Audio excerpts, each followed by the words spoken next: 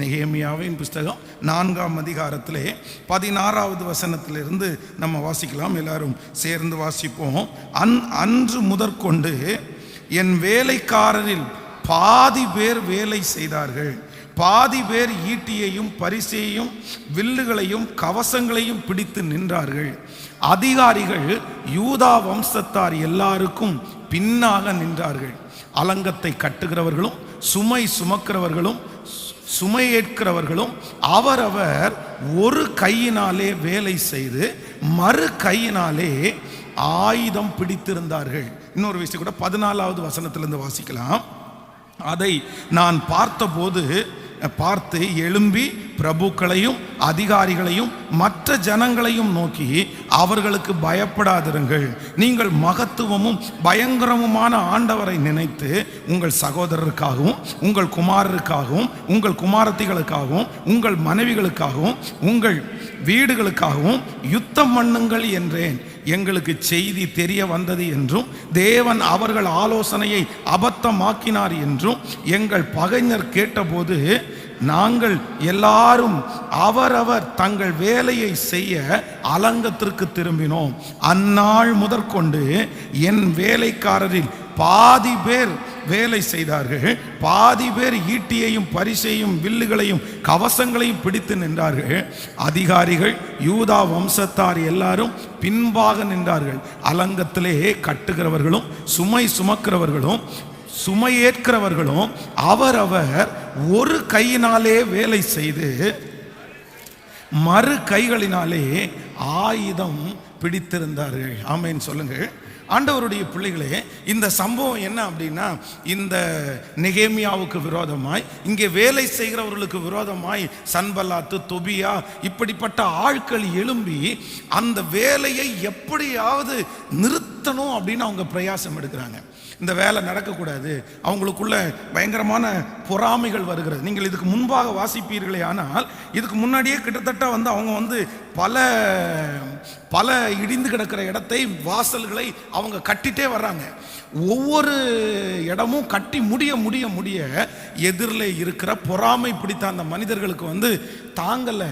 இல்லை இந்த வேலையை நம்ம நடக்க விடக்கூடாது, இந்த வேலையை இப்போவே ஸ்டாப் பண்ணணும் அப்படின்னு முயற்சி எடுத்து இவங்க ஒன்றுன்னா பண்ணிட்டு இருக்காங்க. கடைசியில் இவர்களுக்கு ஒரு பெரிய பிரச்சனை இந்த இடத்துல வருகிறது. ஆனால் இந்த நெகேமியா ஒரே ஒரு முடிவு எடுக்கிறாரு.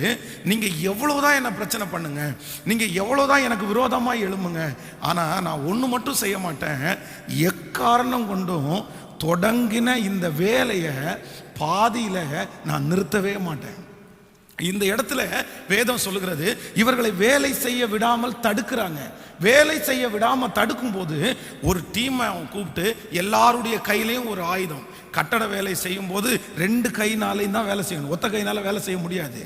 ஒத்த கையினால வேலை செய்கிறவங்க இந்த கட்டட வேலை செய்யும்போது ஒத்த கையில் யாராவது வேலை செஞ்சாங்கன்னா அவங்கள நடத்துகிற உரிமையாளர்கள் தான் அவங்கள சத்தம் போடுவாங்க. ஏண்டா சோம்பேறி, 2 கையிலையும் தூக்க முடியாதா, அதை 2 கையிலையும் எடுத்துகிட்டு வர முடியாதா? பொதுவாக கட்டட வேலை செய்வதற்கு 2 கரங்களும் நமக்கு தேவைப்படும். ஆனால் இப்போ இருக்கிற சிச்சுவேஷன் இவர்களுக்கு விரோதமாய் கொல்லுவதற்கு, இவர்களுக்கு விரோதமாய் வருவதற்கு ஒரு பெரிய கூட்டம் காத்திருக்கிறது. சண்டை போடுறதுக்காக இவங்க வேலையை எப்படியாவது இவங்களை கொன்று உயிரை எடுத்தாவது இவங்க வேலையை நிறுத்தணும் அப்படின்னு அவங்க பிளான் பண்றாங்க. அப்போ இந்த நெகேமியா எல்லாருடைய கையிலையும் ஒரு ஆயுதத்தை கொடுத்து, வேதம் சொல்லுது, ஒரு கையில ஆயுதத்தை பிடிச்சிட்டு இன்னொரு கையினால வேலை செஞ்சாங்களாமா. ஒரு கையில வேலை செஞ்சாங்களாமா. நம்மவா இருந்தா என்ன பண்ணியிருப்போம் அப்படின்னு சொன்னா, ரொம்ப பெரிய பிரச்சனையா இருக்குது. ஓயாமல் இவங்க பிரச்சனை பண்ணிகிட்டே இருக்காங்க. கொஞ்ச நாளைக்கு வேலையை நிறுத்தி போடலாம், ஒரு 10 நாள் தாண்டி செய்வோம், ஒரு 20 நாள் தாண்டி செய்வோம், எல்லாம் செட்டில் ஆகட்டும், இவங்களோட போராட முடியாது, நம்ம எப்படி ஒரு கையினால செய்கிறது, அதெல்லாம் வேண்டாம் அப்படின்னு நாம இருந்தால் கண்டிப்பாக அந்த வேலையை கொஞ்ச நாள் ஆற போட்டிருப்போம், இல்லை கொஞ்ச நாள் தள்ளி வச்சிருப்போம். ஆனால் நெகேமியா அவனிடத்தில் இருந்த ஒரு அபிஷேகம் என்ன அப்படின்னா, இல்லை என் உயிரே போனாலும், நான் தூங்காமல் இருந்தாலும், நான் ஆரம்பித்த வேலையை நான் என்ன பண்ண மாட்டேன்னா நிறுத்தவே மாட்டேன். இன்றைக்கு ஆண்டவர் இந்த காலை வேளையில நம்மோட என்ன பேசுறாரு அப்படின்னா, உங்களுக்கு நிறைய தரிசனங்கள். இன்னைக்கு நிறைய பேர் தாங்கள் ஆரம்பித்த காரியத்தை ஏன் ஜெயிக்க முடியல, ஏன் வெற்றி அடையல, அவங்க ஏன் ஒரு இடத்துல போய் உட்காரல, அவங்களுடைய பிசினஸ் ஏன் வெற்றி அடையல அப்படின்னா வேற எதுவுமே காரணம் இல்லை. எல்லாவற்றையும் ஆரம்பித்து ஆரம்பித்து நிறைய பேர் பாதியிலே விட்டுறாங்க. 50 தொழில் ஆரம்பித்தேன் சார், 25 தொழில் ஆரம்பித்தேன் சார், 10 இடத்துல வேலைக்கு போனேன் சார், 20 இடத்துல வேலைக்கு போனேன் சார். இல்லை, இப்படிப்பட்ட காரியத்தை ஆண்டவருடைய பிள்ளைங்க சொல்லக்கூடாது. ஒரு காரியத்தை ஆண்டவர் உங்களுக்கு திறந்து தந்து ஒரு காரியத்தில் நீங்கள் காலடி எடுத்து வைப்பீர்களே ஆனால் அதில் எவ்வளவு போராட்டம் வந்தாலும் அந்த இடத்துல கர்த்தர் என்ன ஆசீர்வதிப்பார் என்கிற ஒரு பெரிய நம்பிக்கை ஆண்டவருடைய பிள்ளைகளுக்கு தேவை. நமக்கு ஏன் ஆசீர்வாதங்கள் தூரம் போகுது அப்படின்னா, நம்ம நிறைய பேர் புடுங்கி புடுங்கி நடப்படுகிறோம். இன்றைக்கு இந்த இடத்துல இருக்கிறோம், 10 நாள் தாண்டி இன்னொரு இடத்துல புடுங்கி நடப்படுகிறோம். ஒன்று நினைத்துக் கொள்ளுங்கள், உங்களுடைய வியாபாரம் நஷ்டமாகிறதா, உங்கள் தொழிலில் நீங்கள் எதிர்பார்த்த அளவு வருமானம் உங்களுக்கு கிடைக்கலையா, நீங்கள் வேலை செய்கிற இடத்துல உங்களுக்கு திருப்தி இல்லையா, நீங்கள் அவ்வளோதான், எனக்கு இந்த இடத்துல திருப்தி இல்லை, எனக்கு இந்த இடத்துல எதிர்காலம் இல்லை அப்படின்னு நினைச்சு உடனே அதை நிறுத்திடக்கூடாது. ஏனென்றால் சில ஆரம்பங்களை கர்த்தர் தான் உங்களுக்கு தர்றாரு. சில இடங்களில் ஆண்டவர் தான் உங்களை கொண்டு போய் உட்கார வைக்கிறாரு. சில இடங்களிலே சில வாய்ப்புகளை கொடுத்து சிலதை கர்த்தர் ஆரம்பிக்க பண்ணுகிறார். கர்த்தர் ஆரம்பிக்க பண்ணுவாரே ஆனால் எந்த சூழ்நிலை வந்தாலும் அந்த இடத்துல உங்களை உயர்த்துறதற்கு கர்த்தர் வல்லவரா இருக்கிறார். நீங்க எடுக்க வேண்டிய ஒரே தீர்மானம், நான் எக்காரணம் கொண்டும் நான் என்ன பண்ண மாட்டேன்னா அதை ஸ்டாப் பண்ணவே மாட்டேன், நிறுத்தவே மாட்டேன். ஒருவேளை இன்றைக்கு இந்த சத்தத்தை கேட்கிறவர்கள் நஷ்டம் அடைஞ்சிருக்கலாம். பாஸ்டர், ஏகப்பட்ட பணத்தை நான் அதில் கொட்டிட்டேன், எத்தனையோ லட்சங்கள் அதில் போட்டேன், நான் ஆரம்பித்த நாள் முதற்கொண்டு நஷ்டத்தை தான் பார்க்குறேன், நான் லாபத்தை பார்க்கவே இல்லை. உங்களை மாதிரி நான் நினச்சேன், இல்லை இதில் நிறுத்தக்கூடாது, நம்ம தொடர்ந்து ஓடணும், நம்ம இன்னும் கொஞ்சம் செலவு பண்ணுவோம், இன்னும் கொஞ்சம் செலவு பண்ணுவோம். இப்படி நான் கடன்காரன் ஆனனே தவிர அதுலேருந்து ஒரு பெரிய வெற்றியை பார்க்கலன்ற ஒரு சந்தேகம் மனதுக்குள்ளே எழும்புமே. ஆனால் நான் சொல்கிறேன், பணத்தை கடன் வாங்கி நீங்க அதில் இன்வெஸ்ட்மெண்ட் பண்ண வேண்டாம்.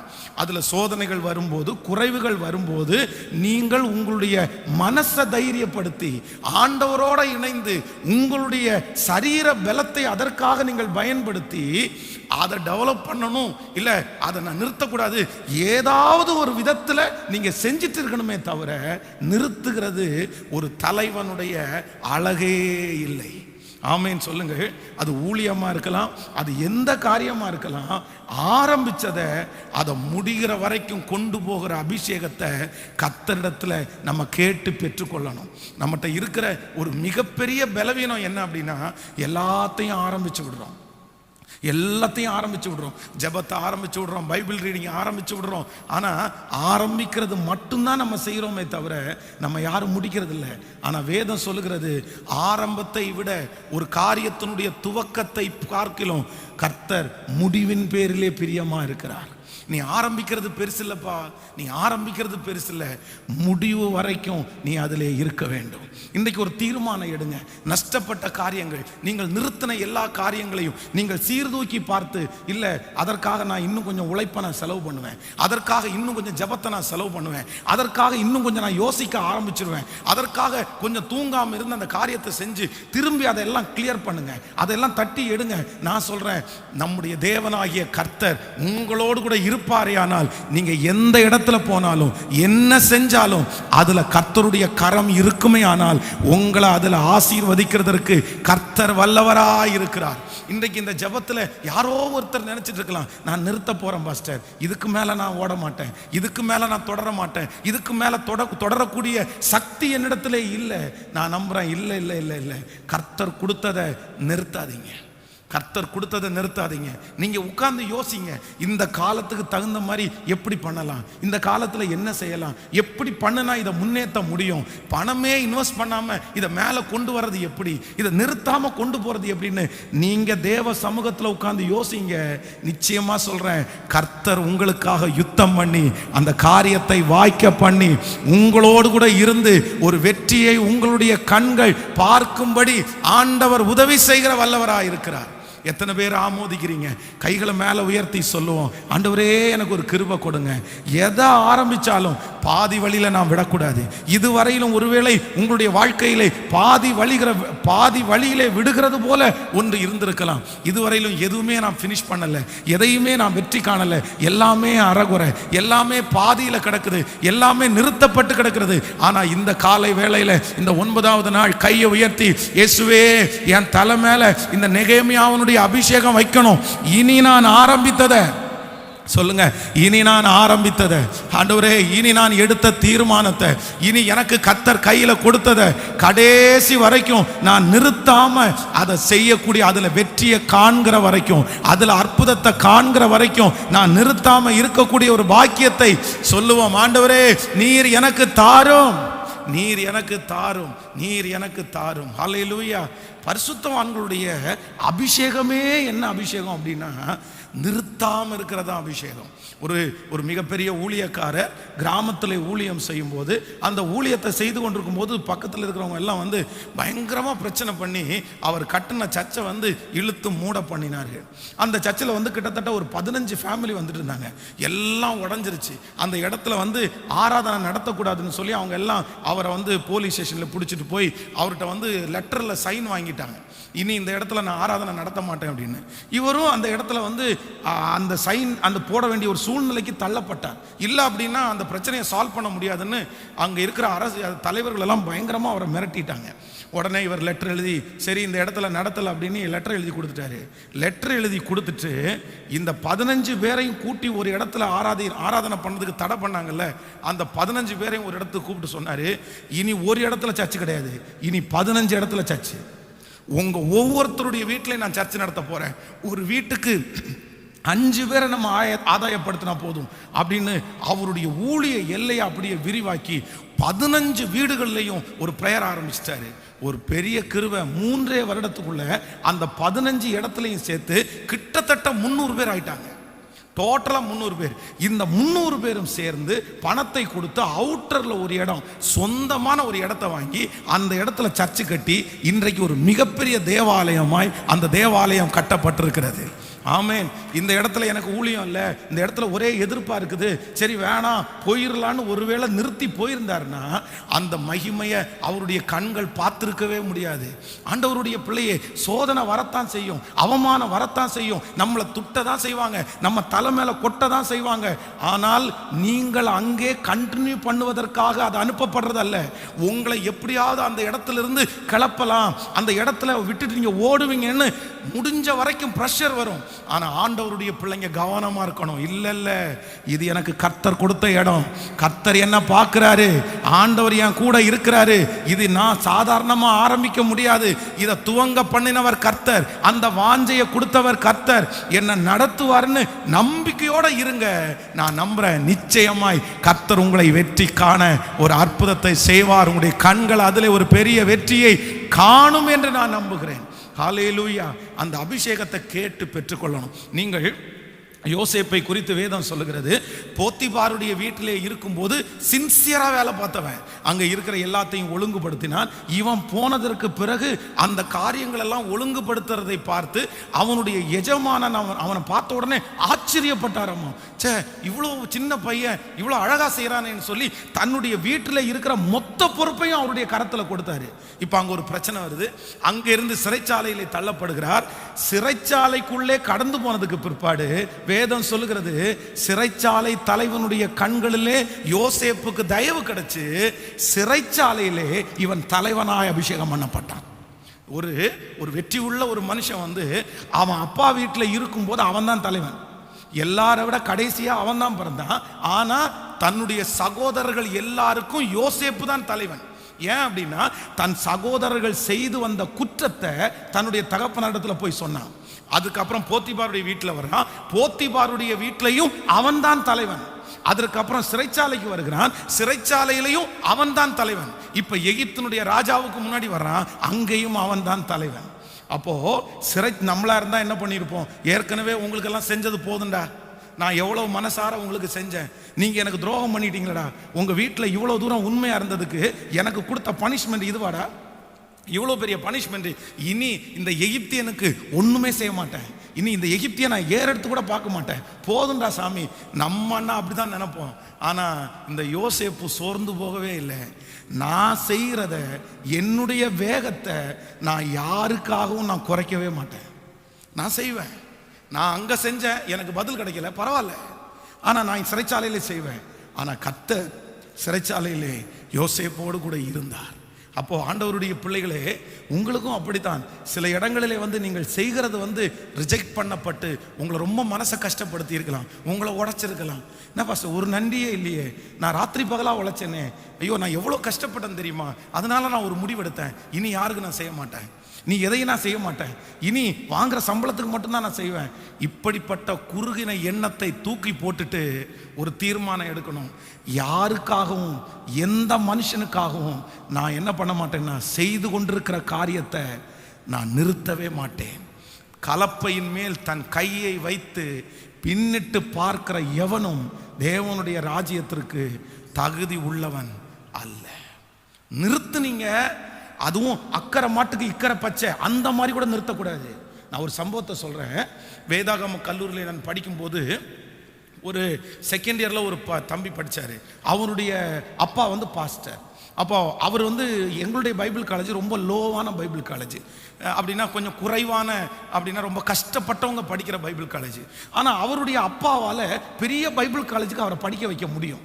அப்போ 2வது வருஷத்துலே நான் 3வது வருஷம், அவர் 2வது வருஷம். அந்த மாதிரி ஒரு தொட்டி எடுக்கிறதுக்காக ஒரு வீட்டுக்கு வார்டன் அனுப்பி விட்டார்.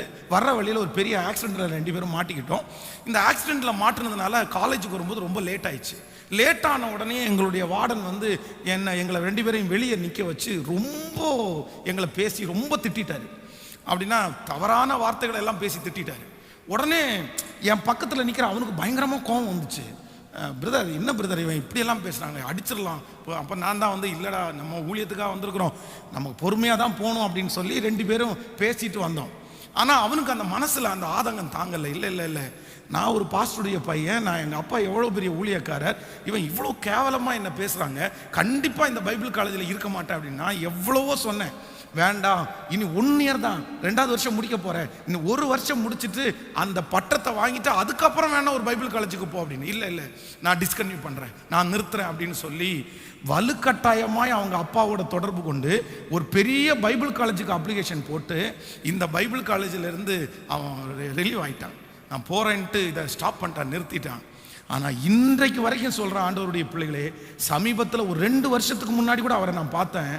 ஆனால் இது வரைக்கும் அவர் நிலைவரவே படலை, எங்கேயுமே நிலைவரப்படலை. இங்கேருந்து அங்கே போனார், அங்கே போகிறதுக்குள்ளே அவருக்கு உடம்பு நல்லா இல்லாமல் வந்துச்சு, கிளாஸ் அட்டன் பண்ண முடியலை, அந்த வீட்டிலே உட்காந்து எக்ஸாம் எழுதினார். இப்போ அவர் கையில் சர்டிஃபிகேட் இருக்குது, அவர் கையில் சர்டிஃபிகேட் எல்லாம் கிடச்சிருச்சு. பட் ஆனால் அவர் செய்யக்கூடிய ஊழியம் அங்கே இல்லை.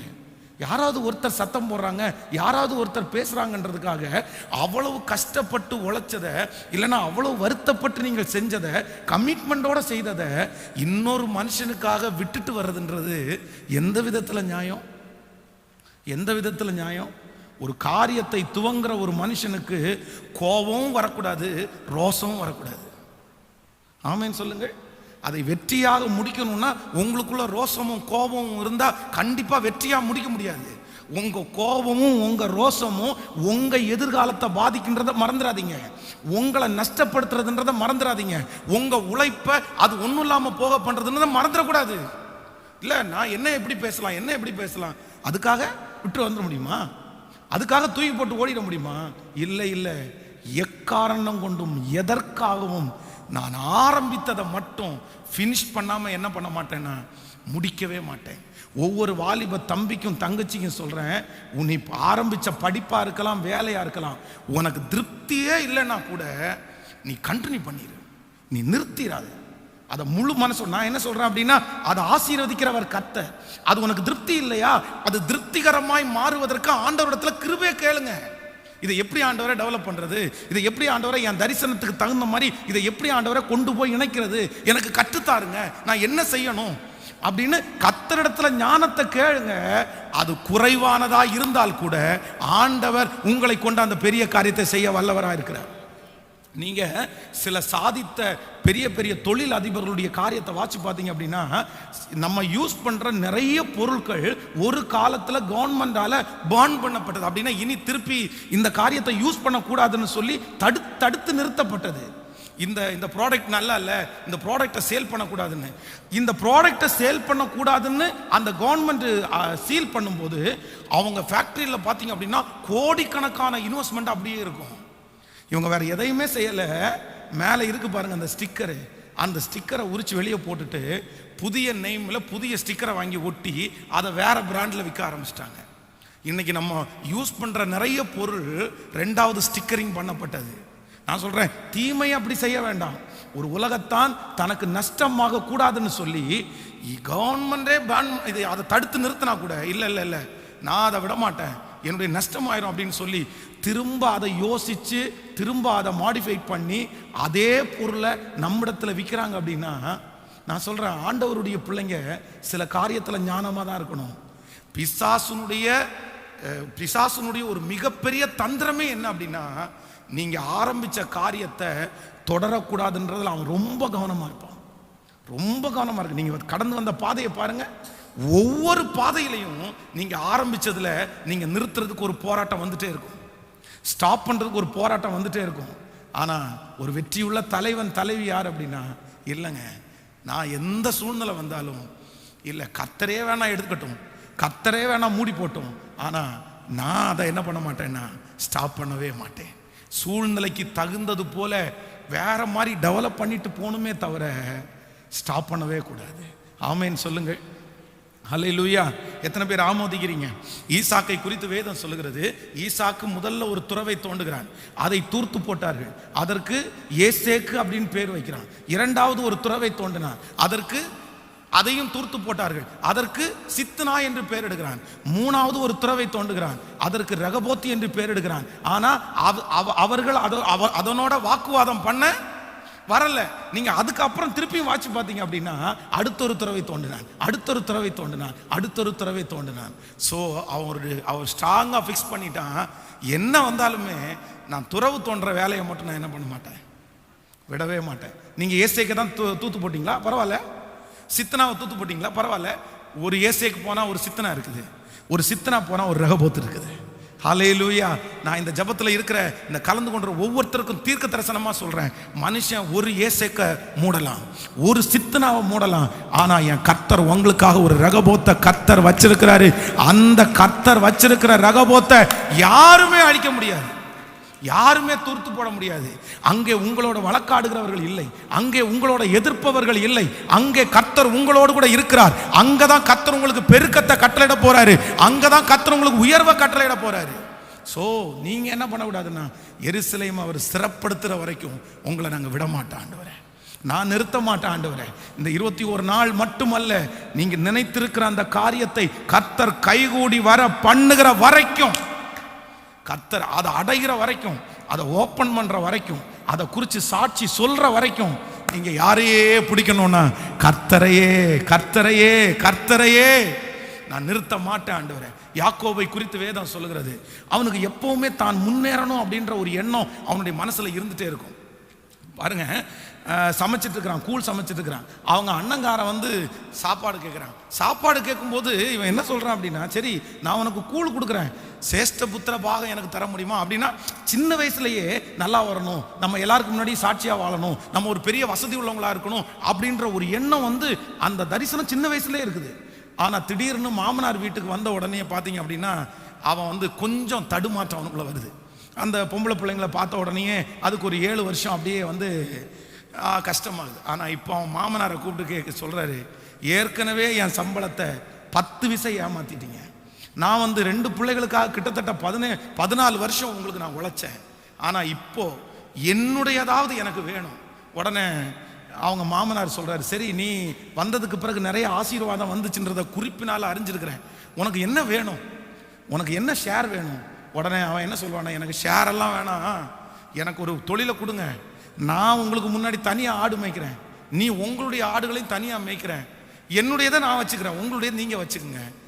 அவனுடைய கடின உழைப்பு, அவனுடைய ஞானமான உழைப்பு மாமனாரை விட 10 வருஷம் சம்பளத்தை ஏற்றினாரு, 14 வருஷம் அவங்க 2 பிள்ளைகளுக்காக வேலை செஞ்சாரு. அடுத்து இருக்கிற ஷார்ட் டைமில் அவரை விட இவர் பெரிய ஆளாயிட்டார். ஏன் அப்படின்னா ஒரே தரிசனம், நான் வந்த நோக்கம் வேற, ஆனால் இடையில டிஸ்டர்ப் ஆயிட்டேன். ஆனால் அதை நான் என்ன செய்ய மாட்டேன்னா நிறுத்த மாட்டேன், ரீகலெக்ட் பண்ண ஆரம்பிச்சிருவேன். அந்த மூடப்பட்ட துறவுகளை எல்லாம் ஒவ்வொரு தேவனுடைய பிள்ளைகளும் இப்பொழுது தோண்ட ஆரம்பிங்க. நான் செய்வேன் ஆண்டவரே. இது நிறைய பேருக்கு தீர்க்க தரிசனமான செய்தி. சோர்ந்து போகாத மகளே, உடைந்து போகாத மகளே, அவமானங்கள் நிந்தைகளை பார்த்து உன்னுடைய மனதை தளர விடாத, தொடர்ந்து ஓடு. கர்த்தர் உன் கூட இருக்கிறார்ன்றதை ஆண்டவர் நிரூபிக்கிறார். ஹல்லேலூயா.